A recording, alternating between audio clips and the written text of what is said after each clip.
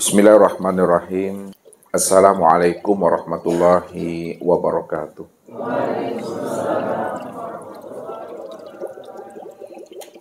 Alhamdulillah. Alhamdulillahilladzi nawwir qulubana binuri ma'rifati wal yakin wa adkhilna ma'al awliya'i was solihin. Wassalatu wassalamu ala sayyidina Muhammadin Nabi Sayyidil Mursalin wa ala alihi wa sahbihi rasulillahi ajma'in. Faqala Allah Ta'ala fil Qur'anil Karim, A'udzu billahi minasyaitonir rajim. Bismillahirrahmanirrahim. Sanurihim ayatina fil afaq wa fi anfusihim hatta yatabayyana lahum annahul haqq. Wa fil ardi ayatul lil muqinin wa fi anfusikum afala tubsirun. Awalam yatafakkaru fi anfusihim wa'lamu anna fikum Rasulullah. Sadaqallahul azim. Bapak Ibu, saudara-saudara dan anak-anak kami jamaah tauhid yang dirahmati Allah. Bila mana seorang mukmin ingin selamat dunia dan selamat akhirat, maka hendaklah setiap mukmin itu wajib akan dirinya mengenal Allah dengan pengenalan yang sempurna. Mengenal Allah dengan pengenalan yang sempurna adalah zahir dan batin. Orang yang telah mengenal Allah dengan pengenalan yang sempurna zahir dan batin, maka sesungguhnya dirinya itu telah berada pada makom yang aman di dunianya, aman pula di akhirat. Inilah yang Allah utarakan kepada kita. Innal muttaqina fi maqamin amin. Sesungguhnya orang-orang yang bertakwa, orang-orang yang telah mengenal Allah zahir dan batin, tentunya ruhani dan jiwanya itu telah benar-benar jinak dan patuh untuk tetap selalu berjalan dan meniti di atas jalan hidayah dan petunjuk Allah. Orang yang sudah berjalan dan meniti di atas jalan hidayah dan petunjuk Allah, maka Allah selalu akan membimbing dan menuntunnya kepada jalan yang diridhoinya. Dan itulah bukti bahwa dia itu sedang berada di dalam kandungan Rahman dan Rahimnya Allah itu.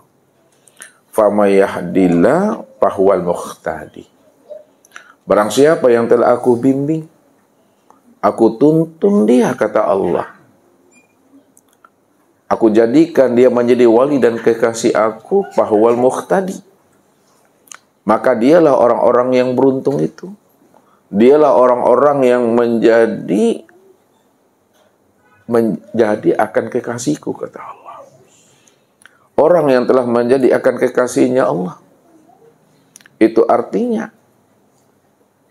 dirinya itu selalu dibimbing dan dituntun Allah dalam kehidupan ini.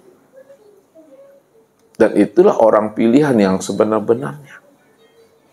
Wallahu yahtasu bi rahmati may yasha. Allah selalu mengistimewakan, memberikan pilihan yang terbaik dari sekian hambanya itu. Jadi kalau Allah dah pilih kita ini menjadi wali dan kekasihnya, yang dikatakan namanya orang pilihan, maka orang pilihan itulah sebenarnya orang yang berada dirinya itu pada makom yang aman. Karena dirinya itu dah benar-benar diserahkan kepada Allah zahir dan batin. Tempat dia menyerahkan diri kepada Allah itu di mana dia telah mengenal Allah dengan pengenalan sempurna. Ketika itu dia tidak akan pernah bimbang dan ragu dengan jaminan Allah. Tidak pernah khawatir dia dengan janji Allah, tidak risau dia dengan kemampuan Allah. Jadi orang yang telah yakin mengimani Allah itu sebagai Rabb-Nya, mengimani Allah itu sebagai Tuhannya. Karena Allah itu Maha Kuasa. Maha Allah itu adalah Maha di atas segala-galanya.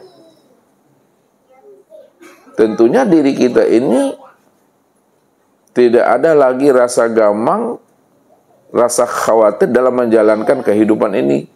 Bahkan kehidupan yang kita lalui dan kita jalani di alam dunia ini, inilah bentuk cerita dan sandiwaranya Allah itu. Maka siapa yang ingin tahu cerita dan sandiwara Allah di alam dunia ini, maka kenalilah sutradaranya. Kenalilah akan Tuhannya. Karena Allah itulah sebagai sutradara dalam kehidupan ini. Siapa yang sudah mengenali Allah sebagai sutradara kehidupan ini? Karena Allah yang punya cerita. Dan Allah ingin menyaksikan cerita yang telah dibuatnya dengan matang, dengan sempurna dan baik. Penuh dengan cinta dan kasih sayang. Dipastikan dia mampu membuka tabir rahasia kehidupan yang dia lalui di alam dunia ini sampai habisnya usia umurnya meninggalkan alam dunia ini. Akan tetapi Bapak Ibu, jikalau tidak ada keinginan kita, tidak ada terbetik dan terlintas di dalam ruhani kita untuk mengenal akan Allah, siapa Roh, siapa Tuhan, dan siapa kita, bagaimana kita akan diangkat Allah untuk menjadi keluarga robbani? Bagaimana Allah akan menunjuk kita ini sebagai keluarga Tuhan kalau kita tidak mengenal Allah sebagai pemilik alam dunia, sebagai pemilik alam syahada ini? Makanya orang yang ingin menjadi keluarga Tuhan, ingin menjadi keluarga robbani, kenalilah Allah itu sebagai pemilik dunia dan akhirat itu. Karena Allah itulah hakikat tiap-tiap segala yang wujud ini. Allah itulah hakikat akan tiap-tiap segala yang ada ini. Karena segala yang ada, segala yang wujud, itu semuanya terbit daripada dirinya sendiri.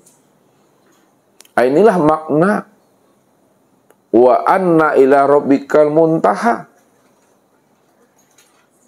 Bahwa sesungguhnya Rabbmu itu adalah akhir daripada kesudahan dirimu. Akhir kesudahan dirimu itu maknanya akhir daripada kesudahan perjalanan hidupmu di alam dunia ini. Kenapa dikatakan Allah itu adalah akhir kesudahan hidup dan diri kita ini? Di alam dunia atau di alam syahadah? Karena segala yang wujud, segala yang ada ini, termasuk diri kita ini, itu semuanya berasal daripada dirinya sendiri. Inilah yang Allah katakan inna lillahi wa inna ilaihi raji'un itu. Sesungguhnya segala yang ada, segala yang wujud, sekalian alam dan dirimu itu, semuanya itu asalnya daripada aku. Kalaulah semua yang ada ini asalnya daripada aku, kata Allah, tentu pulang dan kembalinya adalah kepada aku.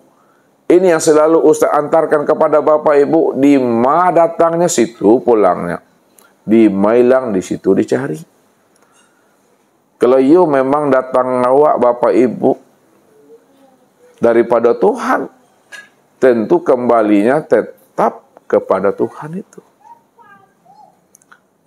Akhirnya yang menjadi masalah Bapak Ibu, kita tahu asal kita adalah datang daripada Allah, akan pulang dan kembali kepada Allah. Namun kita tak mengenal akan Allah itu.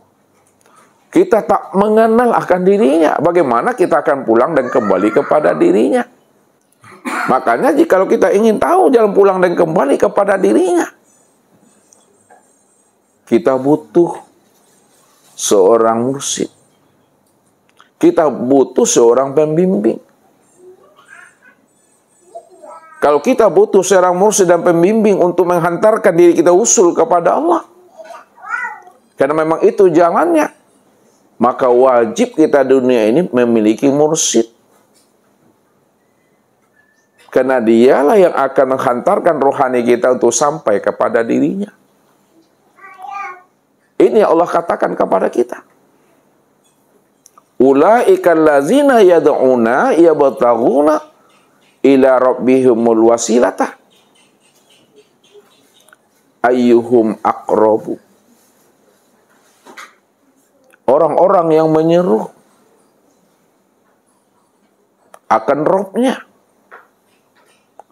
Yabtaghuna ila rabbihimul wasilah. Mereka senantiasa mencari jalan kepada Tuhan. Ayyuhum aqrabu. Siapa yang paling dekat? Siapa yang paling hampir dengan Tuhannya? Maka itulah yang dia cari supaya dirinya bisa usul, bermakrifat, bermusyahadah dan bermuajahah dengan Allah itu. Jadi kalau kita tidak mau mencari seorang mursyid dalam hidup ini, padahal di akhirat nanti kita akan dikumpulkan dengan mursyid kita. Yauma nad'u kulla unasin bi imamihim. Bahwa pada akhirat itu nanti manusia ini dipanggil, kita ini diseru sesuai dengan mursyid kita masing-masing. Nah, kalau kita punya mursyid di dunia ini, maka kita nanti dikumpulkan di akhirat ya bersama mursyid kita, pembimbing kita. Tapi kalau kita hidup di dunia tidak memiliki guru, tidak memiliki pembimbing dan mursyid, maka di akhirat itu nanti Bapak Ibu bahasa Namiang senyawa di situ tuh. Alain tidak tahu arti bahasa Namiang dah. Panjang-panjang lalik senyawa Bapak Ibu. Orang bakumpu awak mandiam diri senyawa. Ini yang mesti dipahami. Maka mursyid yang kita cari, pembimbing yang kita cari adalah pembimbing dan mursyid warasatul anbiya. Dia sebenarnya pewaris Nabi. Kalau dia adalah pewaris Nabi, maka dialah sebenar-benarnya yang mampu menghantarkan rohani kita itu kepada Tuhan. Kalau ada seseorang mengaku dirinya adalah mursyid, tapi dia tidak mampu menghantarkan diri kita untuk sampai kepada Allah, tinggalkan guru itu. Cari guru yang lain. Yang mana guru itu mampu menghantarkan kita kepada Tuhan. Kalau memang benar-benar guru tersebut, mursyid tersebut bisa menghantarkan rohani kita untuk sampai kepada Allah, maka temuilah dia. Datangi dia, walaupun kita datang kepada dirinya dalam keadaan merangkak. Begitulah keadaan kita. Walaupun kita ini dalam keadaan cacat, kita ini bertongkat kita. Bahasa ustaz, bahasa insu-insu wak berjalan. Kalau memang dia itu mampu menghantarkan rohani kita kepada Allah, datangi dia, temui dia. Walaupun kita datang kepada dia itu tertata-tata, sisun-sui, ya, walaupun kita datang kepadanya dengan jalan merangkak, temuilah itu. Karena dia yang akan menghantarkan bagaimana kita bisa bermusyahadah dan bermuajahah dengan Allah. Ini yang diingatkan Allah kepada kita sebenarnya. Wattabi' sabila man anaba ilayya. Cari dan ikuti olehmu orang-orang yang telah tahu jalan pulang dan kembali kepada aku, kata Allah. Orang-orang yang telah tahu jalan pulang dan kembali kepada Allah tentu adalah orang yang telah bermakrifat, orang yang telah mengenal Allah. Karena orang yang bermakrifat yang telah mengenal Allah, maka dialah orang yang berliku dengan Allah. Dialah orang yang berjumpa dan bersua dengan Rabb-nya. Orang yang sudah berliku, berjumpa dan bersua dengan Rabb-nya, maka dialah sebenarnya orang yang telah bermusyahadah dengan Tuhannya. Telah menyaksikan Tuhannya. Kalau dia adalah orang yang sudah bermusyahadah menyaksikan Tuhannya, maka orang yang bermusyahadah itulah sesungguhnya orang yang telah bermuajahah dengan Rabb-nya. Orang yang sudah bertatap wajah dengan Tuhannya. Maka ketika itu Bapak Ibu, hubungan kita dengan Allah Tidak ada namanya hijab. Hubungan kita dengan Allah itu tidak ada lagi namanya tirai, sekat, dan dinding. Kenapa tidak ada lagi namanya hijab, sekat, dan dinding? Karena al-abid wal ma'bud wahid. Yang menyembah dengan yang disembah, yang memandang dengan yang dipandang, yang wujud dengan yang maujud, sudah wahdatul wujud. Sudah esa Bapak Ibu. Karena dialah sebenar-benarnya wujud yang mutlak itu, yang sesungguhnya. Tidak ada lagi wujud yang lain selain daripada dirinya. Cuma selama ini karena kita belum mengenal akan rahasia yang sebenar-benarnya, disitulah kita masih merasa bahwa diri kita ini juga wujud di situ. Di situ pula lah kita masih memandang dan menganggap diri kita ini yang bersifat. Tapi setelah Bapak Ibu paham dan mengerti siapa dirinya dan siapa kita, disitulah hilang lebur dan fana wujud dan sifat kita di dalam wujud dan sifatnya Allah. Allah lah cuma yang wujud, Allah cuma yang bersifat semata-mata. Maka malam ini Bapak Ibu, kita akan mencoba untuk memahami siapa Allah dan siapa kita sebenarnya. Apakah Allah ada dan kita juga ada? Apakah kita tidak ada, hanya Allah saja yang ada? Maka jawabannya, tunggulah pesan-pesan berikut ini. Nah, jadi kita coba Bapak Ibu memahaminya nih.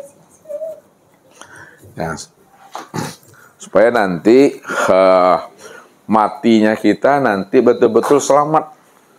Ya. Jadi perjuangan kita dalam hidup ini, ya, tidak lagi perjuangan yang hampa, perjuangan yang kosong. Betul-betul perjuangan kita dalam mencari Tuhan itu betul-betul berjumpa dan bersua. Ya, karena Allah itu tak kemana-mana Bapak Ibu. Kita saja yang selalu tertipu memandang akan wujud nyatanya diri Allah itu, karena dia cuma yang wujud dan yang tunggal. Makanya mengenal Allah itu ibu-ibu, tidak cukup ibu-ibu tuh mengenal Allah tuh sebatas mengenal namanya. Ya. Kalau kita hanya mengenal Allah sebatas mengenal nama, sampai kota kicu di nantarang senyawa Bapak Ibu. Ya. Nah, jadi mengenal Allah itu zahir dan batin. Kenali namanya, kenali pula diri yang bernama itu. Karena al-ismu wal musamma wahid. Nama dengan diri yang punya nama tidak pernah berpisah cerai. Ya. Sama seperti gula dengan manisnya, cabai dengan pedasnya.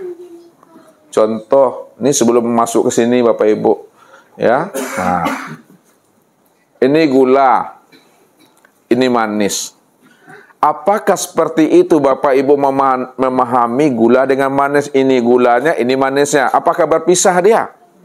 Tidak pernah berpisah. Kalau tidak pernah berpisah, lalu manisnya di mana? Di gula itu. Ya, kemudian Bapak Ibu larutkan gula itu ke dalam air. Setelah larut gula tadi dalam air, tinggal apanya? Tinggal manisnya. Padahal setiap manis ada gulanya. Sekarang gulanya ada atau tidak? Ada enggak gulanya? Mana ada gulanya? Manisnya jangan tinggal. Gulanya mana? Padahal tadi manis itu ada di gula. Sudah dilarutkan, tinggal manisnya. Gulanya ada? Walaupun gulanya tidak tampak, tapi yakinlah kita. Ya, tapi yakin kita walaupun gula tak nampak, manis itulah menunjukkan adanya gula itu.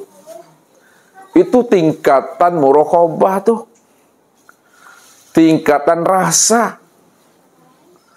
Nah, namun orang yang telah sampai pengenalan dirinya kepada Allah, betul-betul sempurna zahir dan batin tuh. Ya. Makanya kata Ustadz, tidak cukup kita mengenal Allah itu hanya sebatas mengenal asma, huruf, dan tulisan, atau lafaz Allah. Nah, tidak cukup kita mengenal Allah itu hanya sebatas mengenal huruf, asma, lafaz, dan kata-kata. Kita mesti mengenal akan diri yang bernama Allah itu. Sebab kalau kita mengatakan lafaz Allah itu yang Allah, tulisan Allah itu yang Allah, maka terjadilah namanya syirik. Ya. Kalau kita tak mengenalnya. Ini Allah katakan. Wa minan nasi may ya'budullaha ala harfin. Ada sebahagian daripada manusia, dia menyembahku, dia bertuhan kepada aku, dia mengingat aku, katanya. Tapi sebenarnya dia tidak menyembah, dia tidak mengingat aku. Yang diingat dan yang disembahnya adalah huruf Allah, lafaz Allah, dan tulisan Allah. Nah, jadi jangan Bapak Ibu bayang-bayangkan tulisan Allah. Jangan lafaz Allah itu yang ditanam ke dalam dada. Jangan itu yang dihunjamkan dalam akal fikir.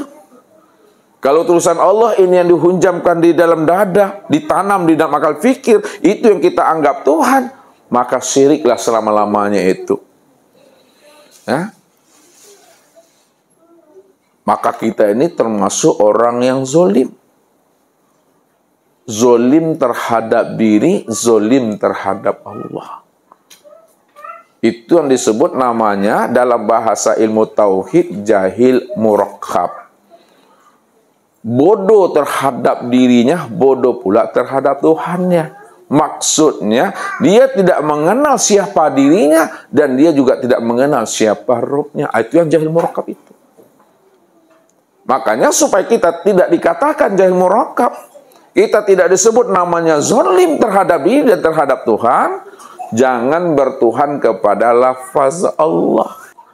Nah, sekarang bagaimana cara kita mengenal Allah itu? Kalaulah kita tidak bertuhan kepada lafaz Allah, yang mana yang Allah itu? Nah, untuk mengenal Allah itu, jalannya hanya satu saja. Pada malam ini Ustaz antarkan. Wajib kita mengenal akan wujudnya. Wajib kita mengenal akan wujudnya. Wujud ini secara lafaz, dia itu adalah sifat. Nah, ini satu antaranya. Wujud ini secara lafaz, dia adalah sifat. Akan tetapi, wujud ini secara makna, inilah dirinya yang sebenar-benarnya. Secara lafaz apa namanya, Bu? Sifat tuh. Secara makna itu adalah dirinya. Maka kita wajib mengenal dirinya. Karena dirinya itulah yang bernama Allah. Kalau kita wajib mengenal dirinya, mengenal wujudnya, mana yang wujudnya, maka kenalilah wujud Allah itu sempurna, zohir, dan batin. Mengenal wujud Allah itu, kenali secara sempurna, zohir, dan batin. Kenali wujudnya sempurna, zohir, dan batin. Mana yang wujudnya yang batin? Nah, lihat. Wujudnya yang batin itu, Bapak Ibu, ini. Wujudnya yang batin itu adalah yang kosongnya. Bukan yang garis itu, Bapak Ibu. Yang garis itu namanya garis bantu itu. Nih. Ya. Ustadz buat garis ini untuk memahami supaya kita bisa paham dan mengerti. Kalau kosong kayak gini, ini bingung Bapak Ibu. Makanya Ustadz buat ya garis bantunya. Jadi wujud Allah itu secara batin ini yang kosong. Yang tidak bisa disebut, tidak bisa dikenal, tidak bisa diceritakan. Namun dia itu benar-benar nyata. Dia itu benar-benar ada. Jangan dibilang kosong, nggak ada. Jangan dibilang hampa, dia itu tiada. walaupun dia kosong, tidak bisa disebut, tidak bisa diceritakan, namun wujudnya itu betul-betul nyata, terang, dan jelas, Bapak Ibu.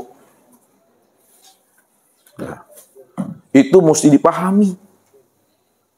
Maka wujud Allah itu secara makna batin, ini yang kosong. Sekarang mana wujudnya yang zohir? Nah, lihat.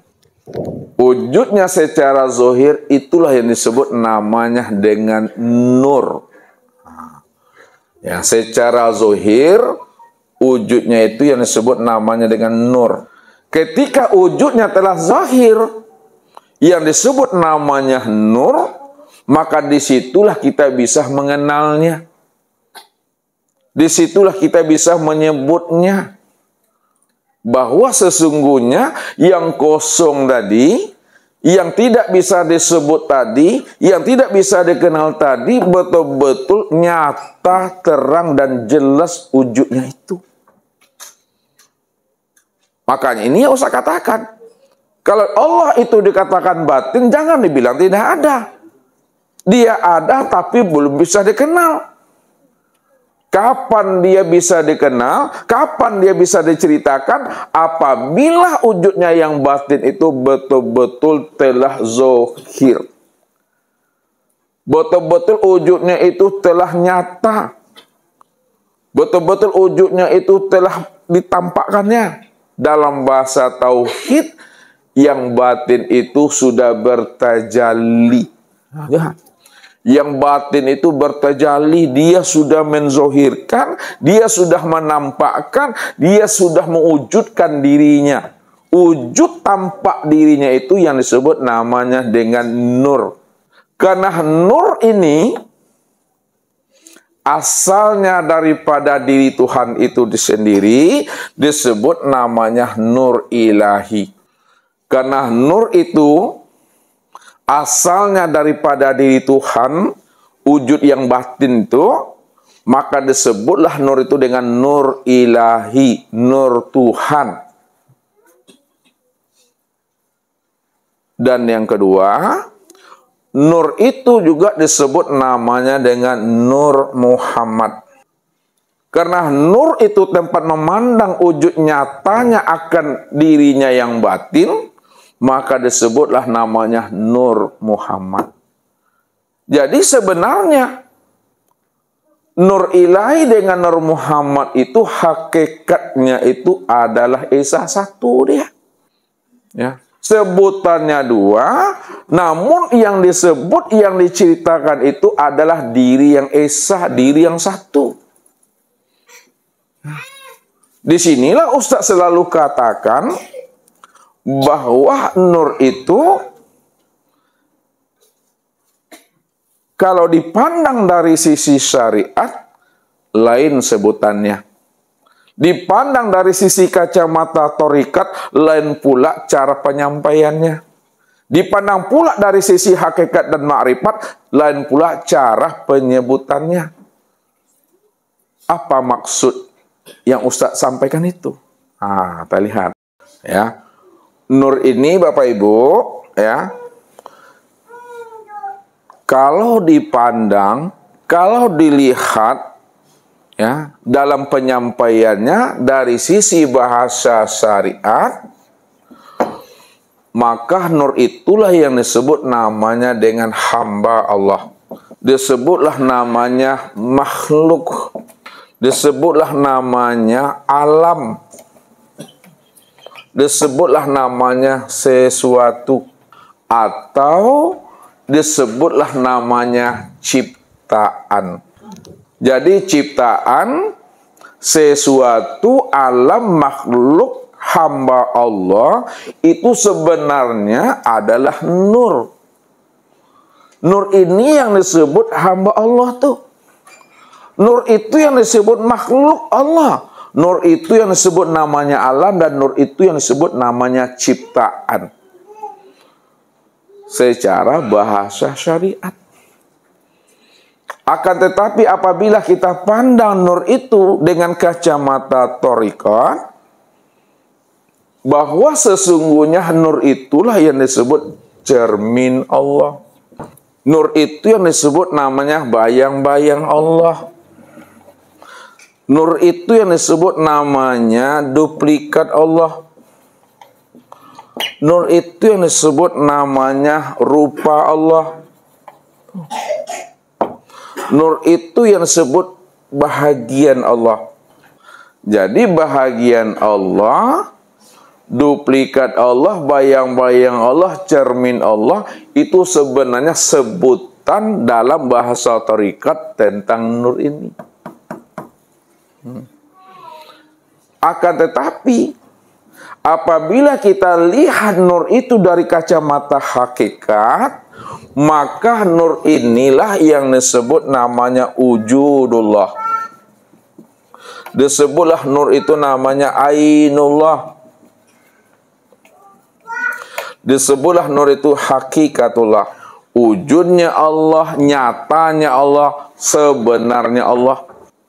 Dan apabila kita pandang nur itu dengan kacamata ma'rifat, maka nur itu sebenarnya adalah tiada lain adalah Allah. Jadi kalaulah nur itu secara pandang ma'rifat tiada lain adalah Allah, itu makna yang sesungguh tiada lain itu adalah Allah. Ya Allah lah itu Bapak Ibu. Allah semata-mata. Maka dari sisi mana Bapak Ibu memandangnya? Dari sisi mana Bapak Ibu membacanya? Dari sisi mana Bapak Ibu untuk menjelaskannya? Kalau Bapak Ibu menerangkan nur itu dari sisi syariat, maka sebutannya hamba Allah tuh. Sebutnya makhluk, sebutnya ciptaan. Kalau dipandang dia dari sisi thariqat, cermin Allah, bayang-bayang Allah. Dipandang dia dari sisi hakikat, wujudullah, ainullah, wujud Allah, nyatanya Allah. Dipandang dari sisi makrifat, tiada lain Allah. Allah lah itu maksud yang sebenar-benarnya. Maka dirinya benar-benar sudah zohir. Dirinya sudah benar-benar nyata. Kemana tempat memandang zohir dan nyatanya dirinya itu Bapak Ibu? Kalau dirinya itu telah wujud. Tempat memandang nyatanya nur itu sebagai cermin Allah, sebagai wujud Allah, sebagai ainullah, nyatalah pada sekalian langit dan bumi. Disitulah Allah menjelaskan Allah nurus samawati wal ardh. Allah itu adalah nur.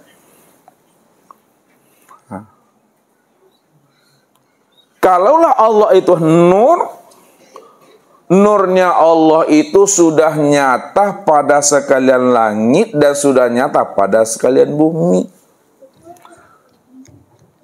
Rupanya Bapak Ibu, sekalian langit dan bumi inilah yang disebut namanya wujudullah. Sekalian langit dan bumi ini disebut namanya ainullah dalam bahasa hakikat. Sekalian langit dan bumi ini disebut namanya cermin Allah dalam bahasa thariqat. Jadi alam ini cermin Allah. Diri Bapak Ibu juga cermin Allah. Kalaulah alam dan diri Bapak Ibu disebut cermin Allah, maka cermin Allah itu tiada lain adalah tempat memandang nyatanya akan wujud Allah itu sendiri. Sebenarnya yang menjadi cermin itu adalah Allah. Allah yang bercermin memandang dan melihat akan dirinya sendiri. Kalau Allah yang bercermin memandang dan melihat dirinya sendiri, maka yang tampak itu adalah dirinya.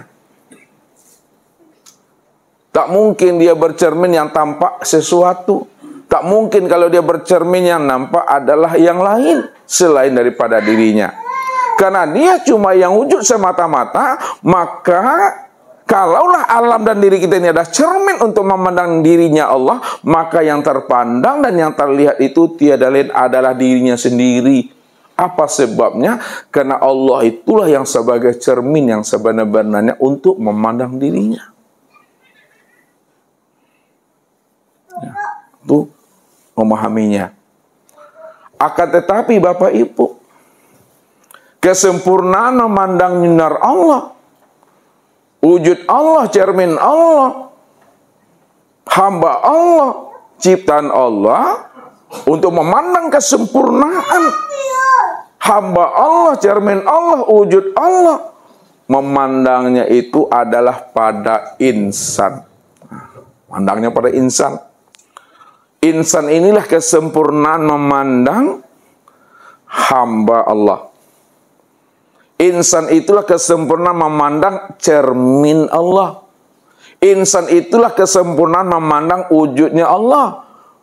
Insan itulah kesempurnaan memandang Allah.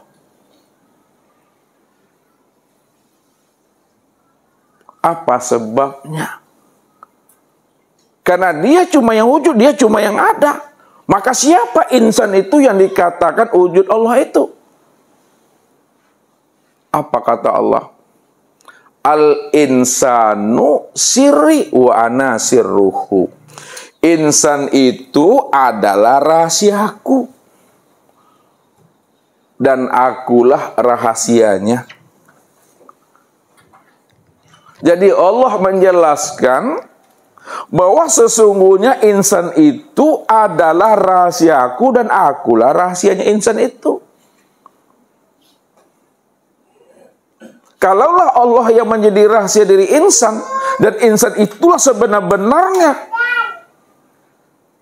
memandang rahasia Allah, maka disitulah Allah menegaskan kepada kita, al-insanu nafsi wa ana nafsuhu.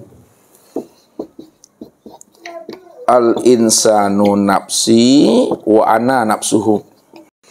Insan itu adalah diriku dan akulah dirinya insan itu yang sebenar-benarnya. Kalaulah insan itu adalah dirinya Allah, dan dirinya Allah itulah sebenar-benarnya insan itu artinya Bapak Ibu, insan itulah kesempurnaan memandang nyatanya akan wujud diri Allah itu, zahir dan batin.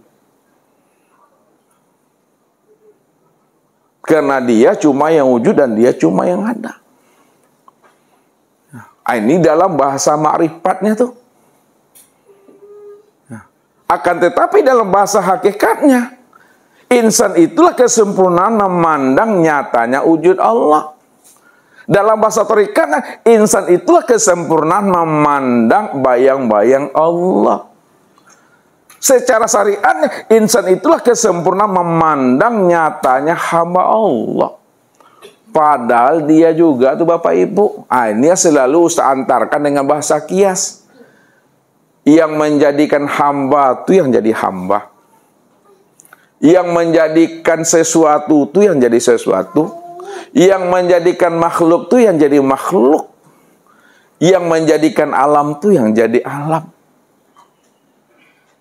Padahal alam itu maknanya alamat untuk melihat akan diri Allah. Itu yang alam itu. Apa kata Allah? Yang selalu Ustaz baca ayatnya di awal mukadimah. Sanurihim ayatina fil afaq wa fi anfusihim hatta yatabayyana lahum annahul haq wa fil ardi ayatul lil mukminin aw fi anfusikum apalah tubsirun. Kami telah memperlihatkan tanda-tanda kami, wujud kezahiran kami pada sekalian alam dan juga pada dirimu, kata Allah. Hatta yatabayyana lahum annahul haq, sehingga kamu benar-benar melihat bahwa Allah lah yang benar-benar wujud, Allah lah yang benar-benar nyata pada alam dan pada dirimu. Tapi kenapa tidak kamu pikirkan, kata Allah. Ya.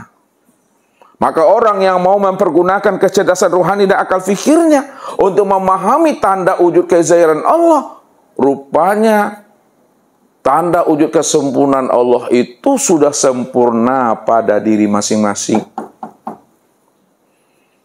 Maka disitulah Bapak Ibu selalulah silau ke dalam diri. selalu tilik dan senter ke dalam diri. Siapa yang mau menyilau, menyenter dan menilik ke dalam diri, pasti dia mampu menemui Allah yang dia cari itu benar-benar sudah nyata pada diri ini. Tapi diri ini bukanlah kenyataan diri Bapak Ibu. Akan tetapi diri Bapak Ibu itulah kesempurnaan nyatanya akan diri Allah itu. Karena diri Bapak Ibu sejak sononya nggak pernah ada. Apa tuh sejak sononya tuh? Ustaz nggak tahu lah. Hah? Sejak mulanya, sejak dulunya, tuh. Sejak awal mulanya, itu maksudnya. Makanya tilik ke dalam diri, silau ke dalam diri. Ini yang dipesankan oleh baginda Rasul kepada kita. Arafun nas man arafu li nafsi. Manusia yang ma'rifat adalah manusia yang mau mengenal akan sejati dirinya. Siapa yang mampu mengenali akan sejati dirinya, mau dia selami dirinya, maka disitulah dia mengenal akan Allah. Rupanya Allah itulah yang dikatakan seakmal diri yang sebenar-benarnya. Ya, Allah tuh yang dikatakan seakmal diri. Allah inilah yang disebut namanya sejati diri. Allah inilah yang dikatakan namanya diri sejati. Allah itulah yang disebut namanya kesempurnaan diri. Jadi untuk memandang kesempurnaan diri, sejati diri, diri sejati, itu tiada lain pada diri sendiri yang disebut namanya insan. Walaupun pada diri sendiri yang disebut insan, kata Ustadz, namun diri sendiri yang dikatakan insan itu bukanlah kenyataan diri Bapak Ibu, akan tetapi kenyataan adalah Allah itu sendiri. Kenapa kenyataan Allah itu sendiri? Karena Allah itulah yang wujud semata-mata sejak mula adanya. Sebelum adanya kehidupan. Sebelum adanya segala yang ada ini, maka dialah yang lebih dahulu, dia yang lebih awal sebelum adanya segala yang ada ini. Dialah yang lebih dahulu ada sebelum adanya segala yang wujud ini. Sebelum kata-kata ada pun, dia yang lebih dahulu sebelum adanya kata-kata ada tuh. Bisa Bapak Ibu memahami itu? Sebelum adanya kata-kata ada diucapkan, maka sebelum kata-kata itu ada, dia sudah lebih dahulu sebelum kata-kata ada itu ada. Sebelum adanya kehidupan, dia lebih dahulu ada sebelum adanya kehidupan itu. Karena dia cuma yang wujud, yang tunggal semata-mata. Jadi kalau kita sudah memahami wujud nyatanya Allah, rupanya Allah itu segala-galanya, dan segala-galanya itulah Allah itu yang sebenarnya. Disinilah orang-orang kasab, orang arifin, arif billah selalu menghantarkan kepada kita bagaimana pandangan kita itu hanya memandang Allah saja pada segala yang ada ini. Makanya mereka katakan suhudul kasro fil wahda. Yang kedua, suhudul wahda fil kasroh. Yang ketiga, suhudul wahda fil wahda. Coba kita lihat satu-satu Bapak Ibu. Suhudul kasroh fil wahda. Apa artinya nih? Pandang yang banyak pada yang satu. Itu maksudnya, karena Allah cuma yang wujud, wujudnya itu benar-benar tunggal. Ini lihat, karena Allah sebenar-benarnya yang wujud, wujudnya itu adalah tunggal. Tunggal itu adalah benar-benar Esa. Esa itu benar-benar tidak ada diri yang lain, hanya dia semata-mata. Nih, tiada diri yang lain selain dia. Itu maksudnya suhudul kasroh fil wahda itu bahwa segala yang wujud ini, segala sesuatu ini, sekalian alam ini, itulah nyatanya diri Allah yang Esa itu. Ya, suhudul kasrofil wahdah, pandang yang banyak pada yang satu, maksudnya bahwa sekalian alam, segala sesuatu, itulah nyatanya akan wujud Allah yang mutlak itu. Nah, yang kedua, suhudul wahdah fil kasrah. Apa artinya itu? Pandang yang satu pada yang banyak. Karena Allah itu cuma yang wujud tunggal esa, tiada berbilang, itu maksudnya Allah lah yang wujud pada segala yang ada. Allah yang wujud pada segala yang ada nih. Allah yang wujud pada sekalian alam. Allah yang wujud pada segala sesuatu. Itu artinya apa? Segala sesuatu yang ada pada alam, yang terlihat pada makhluk, itulah kenyataan daripada dirinya Allah itu. Kenapa? Karena dialah sebenar-benarnya yang wujud pada segala yang ada ini. Nah, bisa Bapak Ibu membeda-bedakan itu? Sudul kasrofil wahdah tadi apa Ibu Ibu artinya? Maknanya? Pandang yang banyak. Apa maksudnya tuh? Coba Dewi dulu. Coba dipertajam lagi maknanya. Pandang alam sesuatu. Nah, alam dan sesuatu adalah nyata wujud Allah. Pandang yang banyak pada yang satu, bahwa sekalian alam itulah nyatanya Allah. Nah, itu bahasanya tuh. Suhudul wahdah bil kasroh, apa artinya tuh? Itu apa pula maksudnya tuh? Pandang Allah, bahwa nyatanya Allah itu pada alam dan pada sesuatu. Allah lah yang wujud pada alam dan pada sesuatu. Allah lah yang wujud pada sekalian alam. Allah yang wujud pada segala sesuatu. Itu artinya apa? Allah segala-galanya dan segala-galanya itulah nyatanya Allah itu. Dalam bentuk rupa berbeda, wujud yang lain dan nama yang berbagai-bagai. Yang terakhir, suhudul wahdah fil wahdah. Apa artinya Pak Ben? Pandanglah Allah, nampak Allah. Artinya dulu. Pandang yang satu, nampak yang satu. Apa maksudnya pandang yang satu tanpa yang satu? Pandang Allah, nampak Allah. Pandang Allah yang tanpa Allah. Apa maknanya pandang Allah tanpa Allah tuh? Memandang Allah yang dipandang Allah. Yang memandang Allah yang dipandang Allah. Makna hakikinya Allah lah yang memandang dan menyaksikan dirinya sendiri. Inilah orang yang telah kasab, yang telah putus pandangan hatinya memandang Allah pada segala bentuk dan rupa. Bahwa segala bentuk dan rupa itulah kenyataan akan wujud nyatanya diri Allah itu. Kalaulah Allah sudah nyata pada segala bentuk dan rupa itu nyatanya akan wujud dirinya Allah, karena tidak ada diri yang lain selain daripada dirinya, maka jangan Bapak Ibu sandingkan Allah dengan sesuatu yang tidak pernah ada. Bagaimana Bapak Ibu akan menyanding-nyandingkan Allah dengan sesuatu yang tidak pernah ada? Hanya Dia cuma yang ada.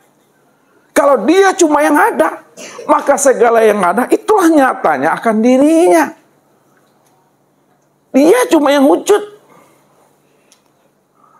Wujudnya secara batin belum bisa dikenal.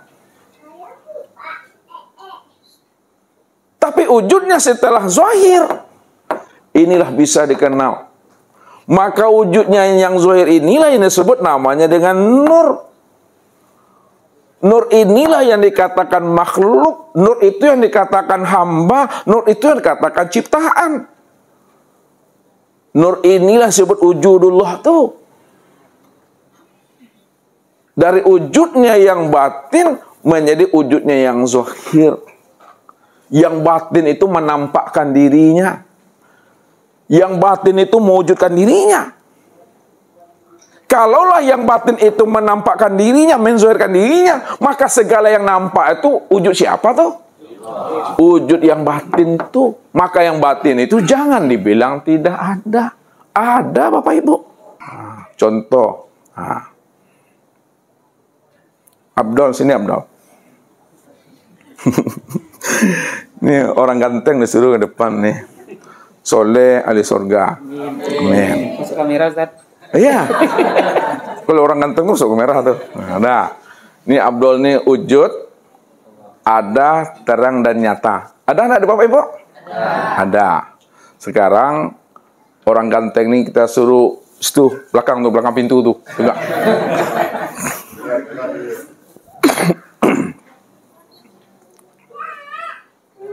Ya, semuanya situ sebentar.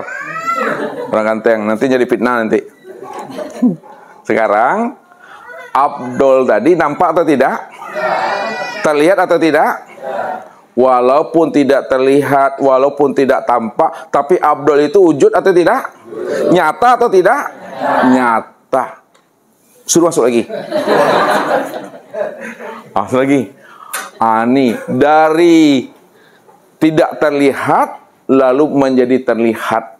Kenapa dari tidak terlihat menjadi terlihat? Karena dia menampakkan dirinya. Itu maksudnya. Jadi yang menampakkan dirinya itu yang si zohir, yang menampakkan dirinya, atau yang si batin?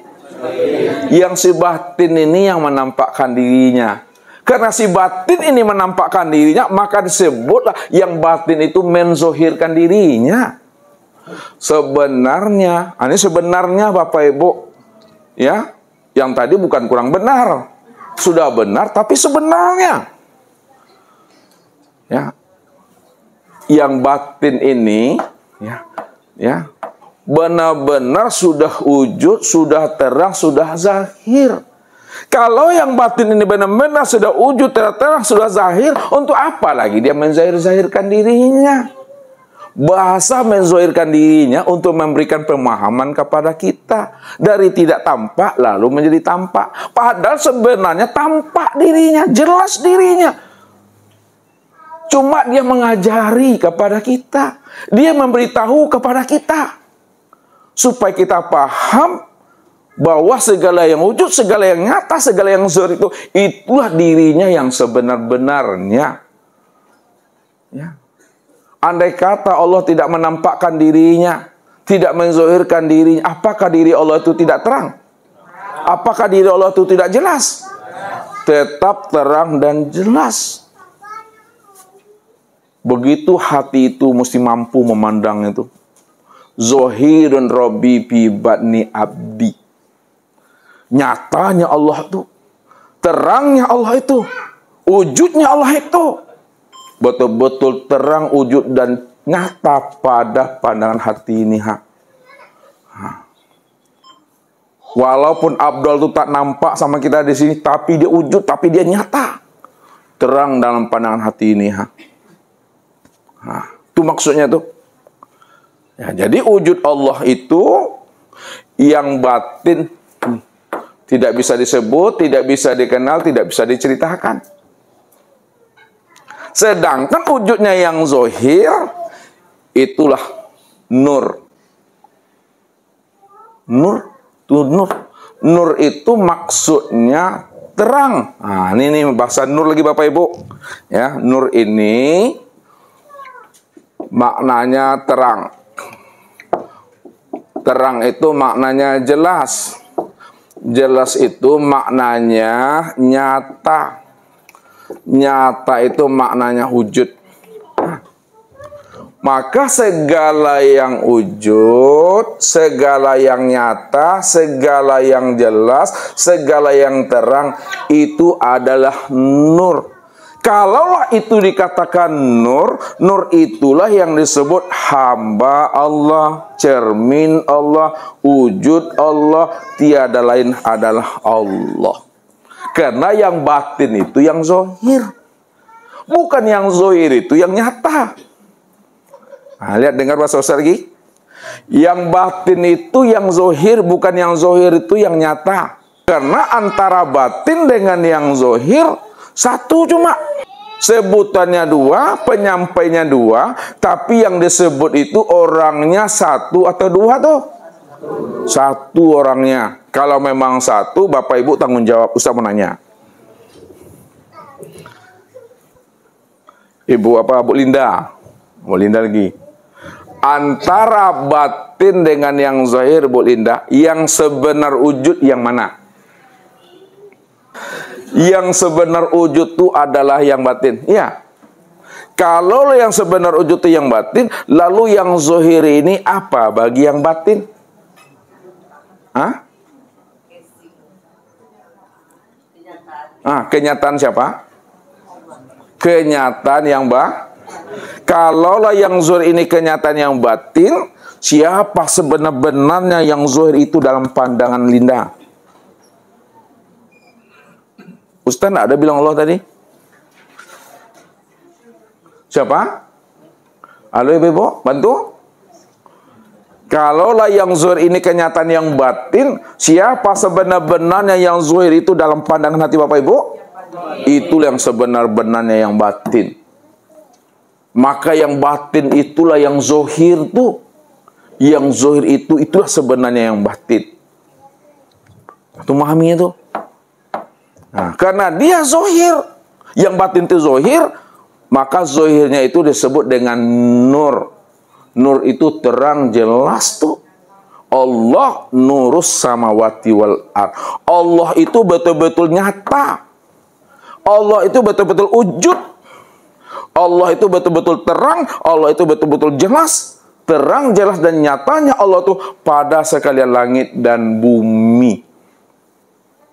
Sekalian langit dan bumi ini wujud nyata terangnya Allah tuh. Akan tetapi kesempurnaan memandang nyatanya wujud Allah pada sekalian langit dan bumi, kesempurnaannya itu pada siapa?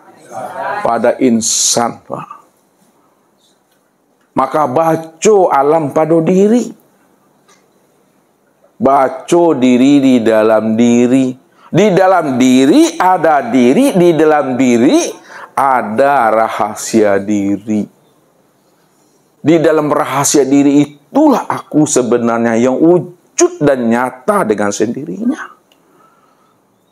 Maka disitulah wajibnya kita mengenal insan itu. Supaya kita kenal siapa insan itu sebenarnya. Rupanya insan itu adalah kezohiran memandang Allah secara utuh. Insan itu adalah kezohiran memandang Allah secara sempurna. Itulah gunanya belajar diri. Supaya kita tahu siapa diri yang sebenar diri itu. Diri yang sebenar diri itu adalah Allah. Yang sudah wujud dan nyata pada insan tadi. Kalau insan itu nama yang ke-100, maka nama rahasia diri Allah yang pada insan itu yang ke-101-nya. Itu sempurnanya itu Bapak Ibu. Ya. Itu nyatanya Allah Tuhan. Terangnya Allah tuh jelas. Nah, itu baru memandang wujudnya aja baru tuh. Nah, sekarang kita sempurna lagi nih. Lihat. Allah tuh kan udah wujud. Wujud Allah tuh yang mana tadi, yang zahir dan batin? Insan. Yang zahirnya pada nur, yang batinnya? Yang nggak bisa sebut tuh. Yang kosong nih wujud yang batin. Yang zahir itu yang mana? Nur. Nah, lihat. Allah tuh wujud. Kalau dia adalah wujud, yang wujud itu yang sebenar-benar dirinya secara makna, bukan secara lafaz ya. Kalau wujud ini secara lafaz, maka wujud ini disebut apa? Ini sifat nih. Kalau disebut secara lafaz, lafaz itu apa? Ucapan, maka wujud itu sifat tuh. Tapi dipahami wujud ini secara makna, yang wujud itu yang sebenar-benar dirinya yang bernama Allah. Jadi Allah dengan dirinya nggak pernah berpisah tuh. Nggak pernah berpisah. Karena dirinya itu yang bernama Allah. Allah itu nama daripada dirinya. Siapa yang memberi Allah itu nama sebagai dirinya sendiri? Allah itu sendiri. Apa kata Allah itu, Pak Ridho? Itulah dia. Innani anallah. Allah menjelaskan bahwa sesungguhnya diriku inilah yang bernama Allah itu. Jadi nama Allah itu bukan nama yang dihantarkan makhluk. Tapi Allah itu adalah nama yang dia sendiri yang menamai dirinya dengan Allah itu. Allah itulah nama yang sempurna.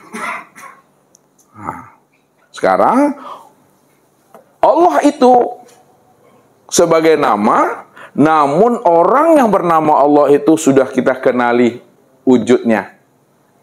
Wujudnya telah zahir. Zahirnya berupa nur.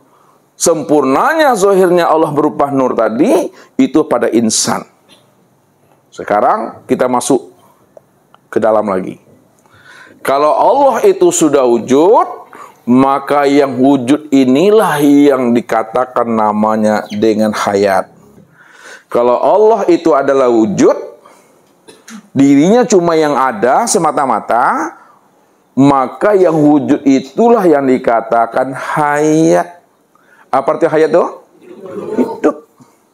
Yang hidup itulah sebenarnya yang sewujud itu. Walaupun bentuknya berbeda, ya, rupanya lain, maka yang hidup itulah sebenar-benarnya yang wujud Allah itu. Maka kenalilah wujud Allah yang hidup itu. Kenalilah wujud Allah yang hayat itu pada sekalian alam ini. Kalau dia cuma yang wujud, maka yang wujud itulah yang si hayat yang hidup tuh.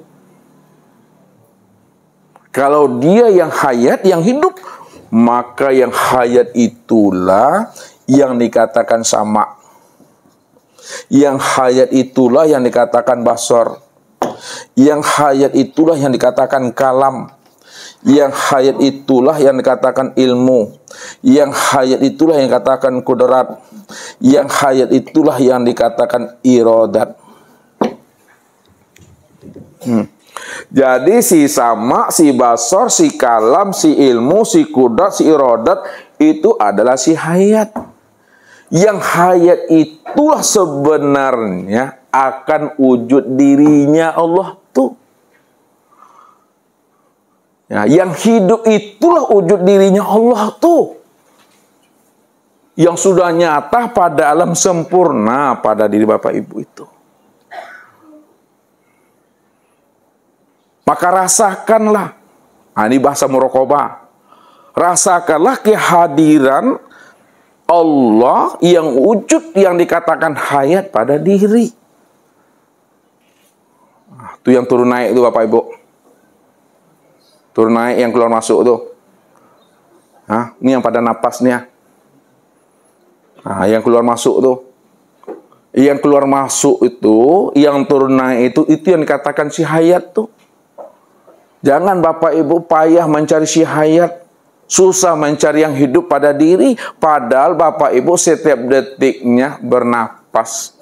Napas itu yang hidup tuh. Napas itu yang hayat itu.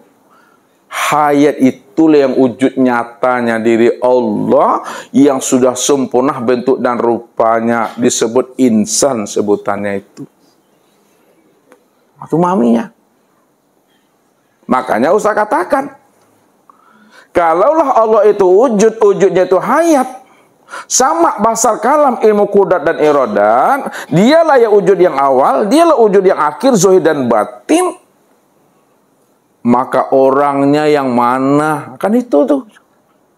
Orang yang bernama wujud Allah, si hayat, si sama, si basar, si kalam itu, yang awal, akhir, zahir dan batin itu, orangnya yang mana?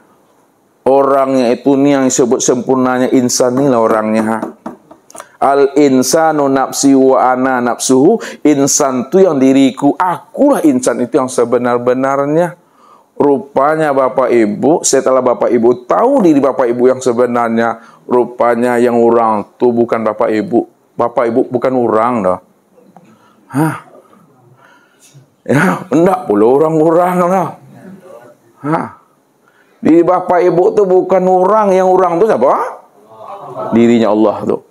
Walaupun orang mengatakan diri bapak ibu orang, tapi orangnya diri bapak ibu bukanlah kenyataan diri bapak ibu. Walaupun manusia mengatakan bapak ibu manusia, tapi manusianya bapak ibu bukanlah kenyataan diri bapak ibu. Walaupun bapak ibu punya diri, tapi dirinya bapak ibu bukanlah kenyataan diri bapak ibu. Lalu siapa diri, siapa orang, siapa manusia? Itu tiada lain aku, kata Allah. Kalau dah paham bapak ibu, maka kala lisanahu itu. Kalau sudah paham, jangan diuraikan juga lagi. Kalau sudah mengerti, jangan dijelas-jelaskan juga lagi. Sebab apa? Lain nanti yang disebut, lain pula nanti yang ditunjuk. Yang ditunjuk lain, yang disebut lain pula. Jadi cukup dipahami, cukup disadari dan dimengerti saja. Tanda orang sadar dan mengerti, maka dia diam saja. Bukan diam-diam. Diam saja. Nah, bukan diam-diam. Diam di dalam paham, paham di dalam kesadaran, sadar dalam keimanan itu. Karena dia cuma yang beraku-aku di dalam keakuan dirinya itu. Inilah kesempurnaannya Bapak Ibu. Setelah Bapak Ibu paham, ya, Allah itu benar-benar wujud, ya, wujudnya sudah nyata pada diri Bapak Ibu. Pertanyaannya kepada Pak Ben nih, apakah Allah itu gaib juga atau tidak? Tidak. Allah itu gaib atau tidak? Tidak. Tidak. Kalau Allah itu tidak gaib, berarti Allah itu nyata kan? Nyata. Lalu diri siapa yang gaib di situ? Diri Allah.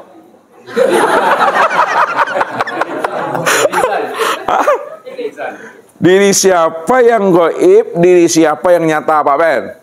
Yang nyata diri Allah. Yang gaib? Diri insan. Diri insan itu siapa? Apa?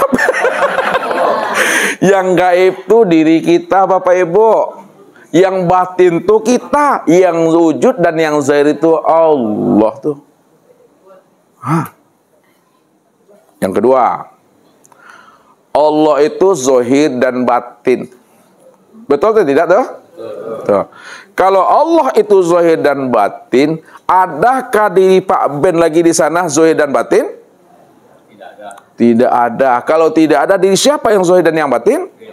Diri Allah lah yang zahir dan yang batin. Diri Bapak Ibu tidak pernah ada, baik yang zahir maupun yang batinnya.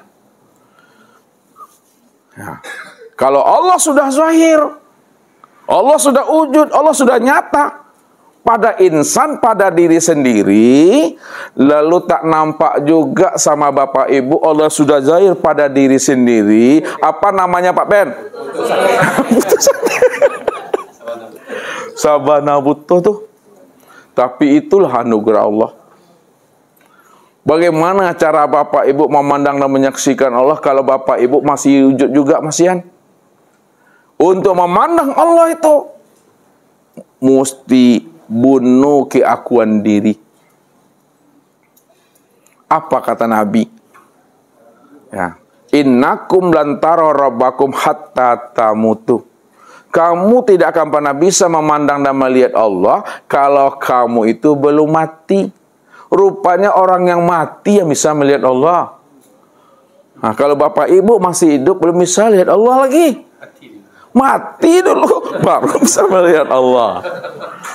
Nah, Bapak Ibu sudah mati itu belum? Kalau udah mati disebut apa? Makanya kalau udah mati, Ustaz boleh nyebutnya almarhum? Boleh disebut almarhum almarhumah? Belum. Orang yang mati yang dipanggil almarhum dan almarhumah. Karena yang mati itulah orang yang bisa melihat Allah. Pertanyaannya, mati yang bagaimana yang dimaksudkan Nabi yang bisa melihat Allah itu? Mati dalam apa maksudnya mati dalam keakuan diri itu? Tidak ada lagi rasa keakuan diri yang merasa wujud dan yang bersifat tuh. Kalau tidak ada lagi keakuan rasa diri yang merasa wujud dan bersifat, ketika itulah yang wujud dan bersifat itu hanya Allah. Itulah maknanya, siapa yang sudah mengenal akan dirinya dan dia sudah menyaksikan Allah, ketika itu dirinya mati. Nah, jadi tidak mungkin ada dua wujud dalam hidup ini. Apabila bertemu dua wujud, mesti mati salah satunya. Nah, jadi kalau Abdul sudah kenal Allah, waktu kenal Allah itu langsung mati. Mati akan wujud dirinya. Mati akan sifat dirinya. Lebur wujud dan sifatnya ke dalam wujud dan sifat Allah. Allah lah yang wujud dan Allah lah yang bersifat. Barulah Abdul malam ini disebut almarhum. Apa arti almarhum itu, Bu? Yang dirahmati. Bapak Ibu, mana yang pingin disebut almarhum atau almal'un? Almarhum. Almarhum. Secara almarhum apa? Mati. Kalau tak mau disebut almarhum berarti itu aja kaji itu. Kalau tidak almal'un, enggak almarhum tuh. Kalau tidak almarhum, enggak almal'un ya. Jadi orang yang almarhum itu orang yang dirahmati. Setelah dia melihat Allah, baru almarhum tuh. Ya. Yang membuat hidup kita barokah setelah kita mengenal Allah itu. Itu dia. Kalau kita tidak mengenal Allah, belum dikatakan hidup barokah tuh. Belum dikatakan orang yang mendapatkan rahmat Allah. Orang yang mengenal Allah lah yang hidupnya barokah, yang mengenal Allah lah orang yang dirahmati Allah. Karena dia telah mati keakuan dirinya yang ada hanya Allah semata-mata. Ada sempurna tuh Bapak Ibu. Ya, udah sempurna orangnya dan jelasnya. Kalau udah sempurna orang dan wujudnya pada insan, maka apapun yang diperbuat insan itu disebut namanya amal ma'rifat. Ini adalah kesimpulan kaji ini. Apa yang diperbuat oleh insan ini dalam hidup, itu yang disebut namanya amal ma'rifat. Amal makrifat itu yang dikatakan namanya amal daimun. Amal yang berkekalan itu. Nah, tuh. Jadi amal makrifat, amal daimun. Maka dirinya itulah yang dikatakan namanya diri yang telah berkulima tuh Bapak Ibu. Jadi diri yang berkulima itu dia telah mengenal sejati dirinya. Disebut insan kamil, mukamil.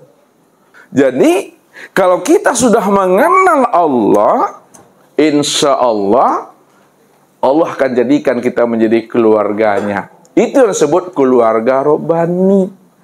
Keluarga robbani itu keluarga Tuhan. Kenapa disebut keluarga Tuhan? Karena dia telah mengenal Tuhan dan Tuhan dah akui dirinya sebagai keluarganya. Kunu rabbanina bima kuntum tu'alimunal kitab wa bima kuntum tadrusun. Itu saja Bapak Ibu yang dirahmati Allah. Lepas saya perlu ustaznya mengaji mahal paneknya awak. Mudah-mudahan Allah berikan kita kemudahan dalam memahami ilmu ini sehingga sebelum habisnya seumur kita sudah sempurna dan nyatanya Allah itu pada diri sendiri. Billahi taufik wal hidayah. Wassalamualaikum warahmatullahi wabarakatuh.